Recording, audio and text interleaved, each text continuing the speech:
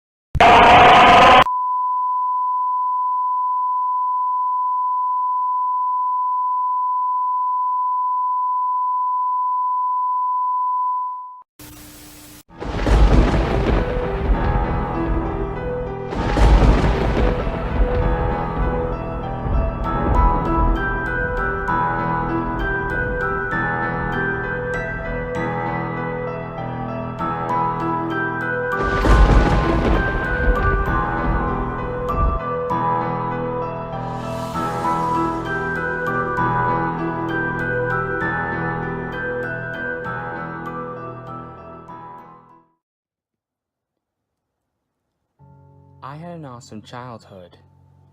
Like most kids growing up in the 90s, my TV schedule consisted mostly of SpongeBob, Power Rangers, and Transformers. For the most part, I wasn't into really kiddie shows like Barney or Mr. Rogers or anything like that. But the other day, I was talking with my mom about when I was a little kid. At one point during the conversation, she brought up the topic of an old TV show I sometimes watched. It was called Stubb's Clubhouse. Now, I was unaware of the show she was referring to at first, but then the memories suddenly flew back into me. I remembered it so clearly almost instantly. Basically, Stubb's Clubhouse was a cheesy, low-budget kid show starring a clown named Stubb. He had a rainbow-colored jacket, a hat, and if my memory serves, he wore black pants with stars on them.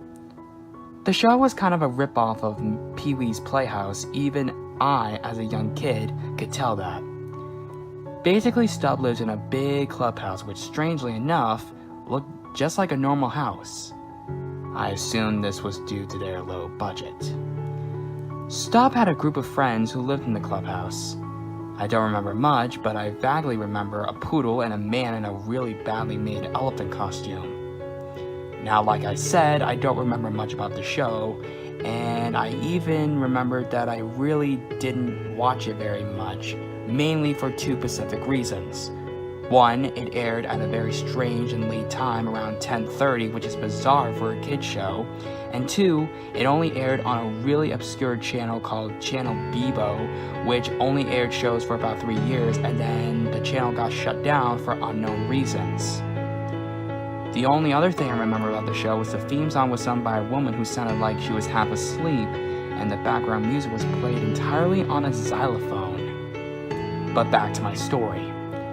Around November of 2006, I had just turned 14.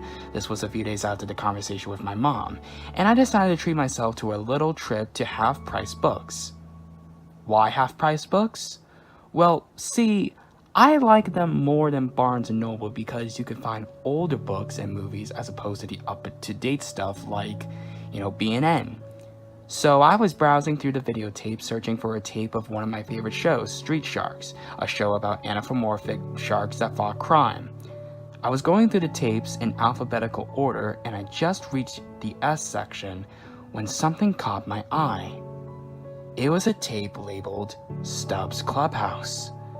The case had no logo or picture to indicate it was Stubb. It was just a plain plaid case that had a piece of tape on the side with Stubb's Clubhouse written on it with black Sharpie. I was still kind of curious about this show that I barely remembered, and plus I couldn't find Street Sharks, so I decided to buy Stubb. It was pretty cheap, even for a half-price books tape, being only 75 cents. But hey, it was a bargain. I took it to the checkout counter. The woman working there looked at the tape and then stared back at me. She timidly asked, "Are you sure you want to buy this tape?" I politely said yes, and she run it up. I went home, got out my VCR and hooked it up to the TV in the living room where my 6-year-old sister Emily was playing with Barbies. She asked me what I was doing and I told her that I'd gotten a tape at half-price books that we could watch together. I put the tape in and the standard copyright infringement warning message came up as usual. The tape started at the theme song of the first episode, complete with xylophone music and sleepy singer. The episode started out in the clubhouse where Stubb introduced himself and told the viewers that they were going on a field trip. At this point, there was a bad, rough cut to the playground in the middle of a grassy park. There was a group of small children about as old as my sister playing on a merry-go-round. Stubb walked up to them and they all ran to give him hugs. After that, Stubb looked at the camera and asked if the kids at home would like to play too. As assumed, Emily piped up, "Yes!" And Stubb replied, "Alrighty-o, then come on down to the playground and play with me." Emily asked me if she can go to the playground with Stubb, but I told her that this was filmed. However, I saw something interesting out of the corner of my eye. We have a playground in our neighborhood about a block from our house, but close enough that we can see it from our living room window. It took me a second to make the connection, but it hit me that the playground in the video was the same as the playground in our neighborhood. And then it hit me even more. The same children in the show were playing on our playground right now. They were wearing the same clothes as they were in the video, and they were performing the exact same actions, almost as if the video was being filmed live.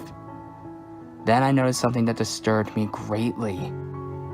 In the video, one of the children was holding Stubb's hand, and when I looked out the window, that same child was making a motion like he was holding someone's hand, but there was no one there.